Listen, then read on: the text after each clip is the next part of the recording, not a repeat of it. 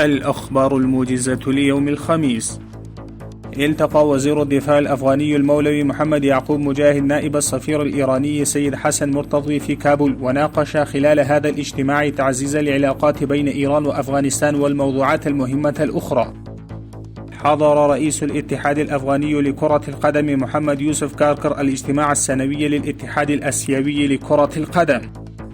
يقول المتحدث الرسمي لوزارة شؤون الشهداء والمعاقين: تم توزيع مساعدات نقدية على 120 أسرة محتاجة في مقاطعتي هلمند ونيمروز، بما في ذلك الأيتام والأرامل والمعوقون.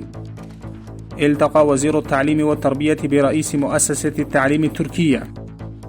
حسب تصريحات وزارة الإسكان والتنمية العمرانية، تم رسم وتصميم الخريطة الهندسية الإنشائية لدائرة الشهداء والمعاقين بمقاطعة فرا. تم إدخال 17 طفلا آخرين مصابين بمرض ثقب القلب إلى المستشفى الأريانا في كابول اليوم. في الأشهر الخمسة الماضية أحال الهلال الأحمر الأفغاني 627 طفلا يعانون من أمراض القلب إلى المستشفيات المختلفة لعلاج أمراض القلب.